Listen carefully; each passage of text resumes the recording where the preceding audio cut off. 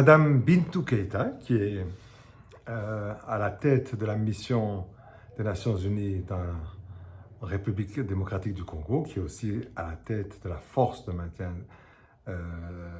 de la paix, qui est appelée MONUSCO, a fait récemment une déclaration devant le Conseil de sécurité à l'ONU et qui parlait du fait que le M23, un des mouvements armés, un mouvement rebelle dans le Kivu, se serait emparé des mines d'extraction de Lubaya et que aujourd'hui, le M23 pourrait faire potentiellement, je dirais, des revenus de 350 000 $ par mois.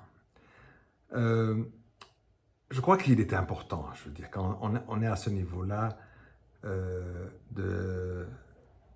d'avoir des informations qui soient claires et qui soient dans le contexte. Et certainement pas, je dirais, fantaisiste, même si New York est très très loin des mines de Rubaya. Mais Rubaya, c'est quoi? Rubaya, c'est un endroit dans le Massissi. Dans le Massissi, qui est une partie du Kivu, en fait, du nord de Kivu du Nord, donc une des provinces, il y a le Kivu Sud, Kivu Nord.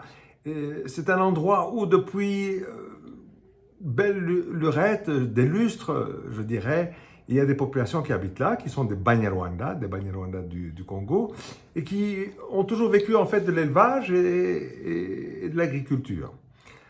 Évidemment, depuis les années 90, par contre, la révolution des télécommunications, des communications, du transport et tout ça, nécessite maintenant, avec ces nouvelles technologies, certains minéraux et qu'on retrouve là-bas apparemment en grande quantité.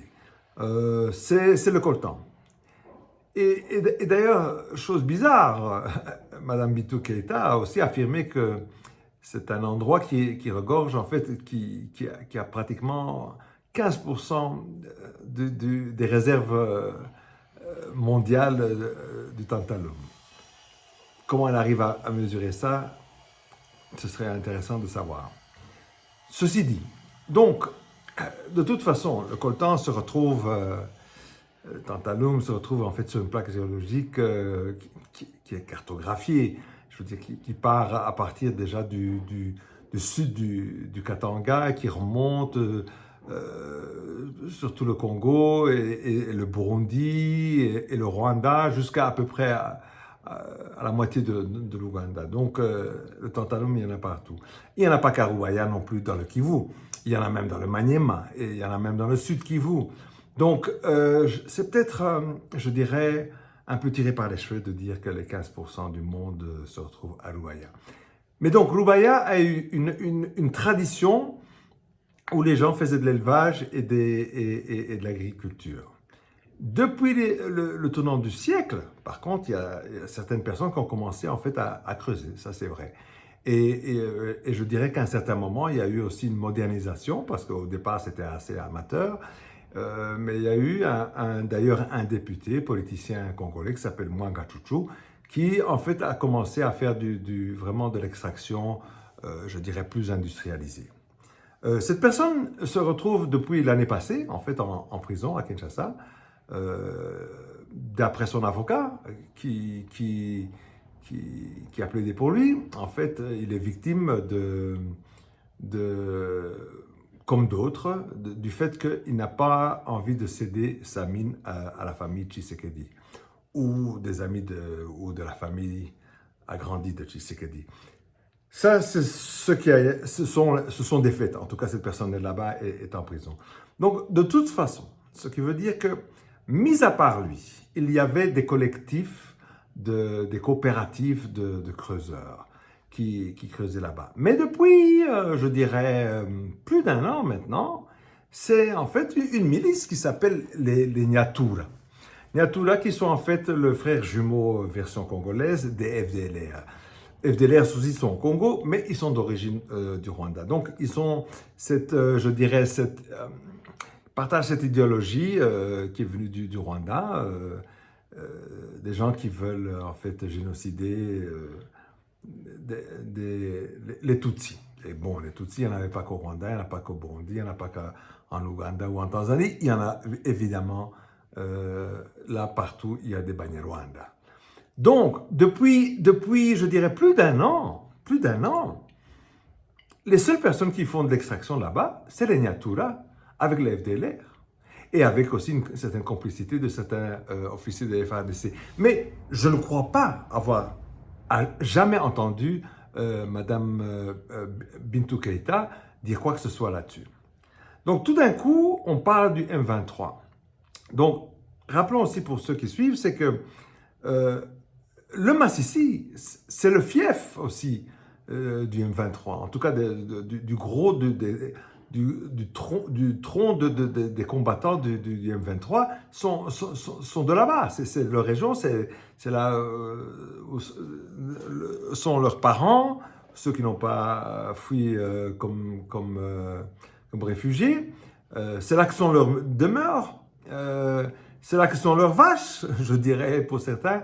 Et donc, je veux dire, voir le M23 dans cette région-là, je dirais que c'est plutôt naturel, beaucoup plus que n'importe qui d'autre, certainement ceux-là.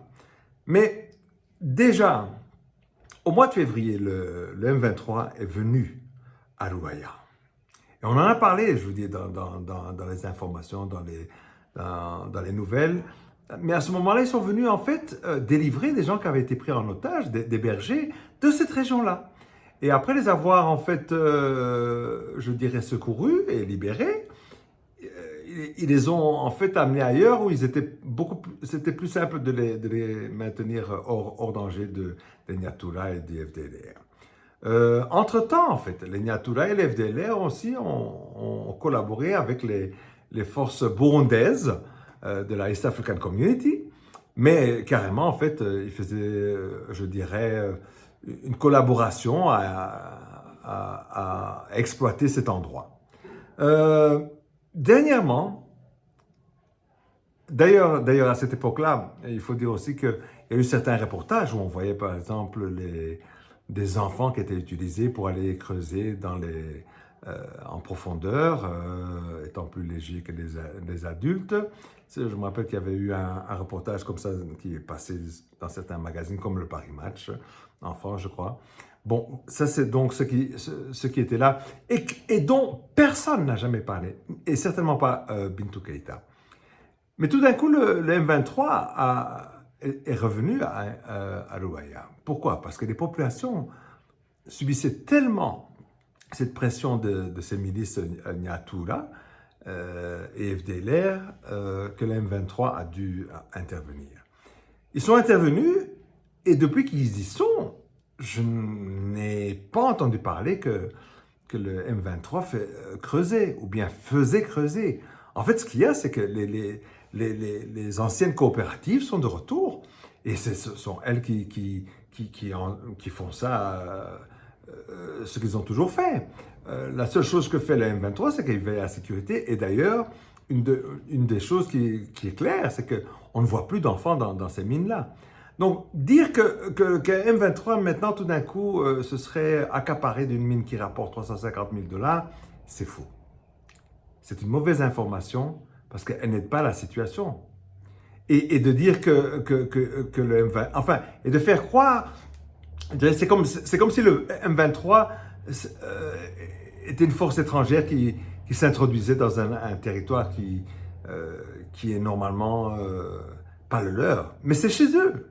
C'est de là que vient la plupart le Massissi, Rutshuru, et Jomba, donc Walikale, c'est, je dirais, le terrain naturel du M23.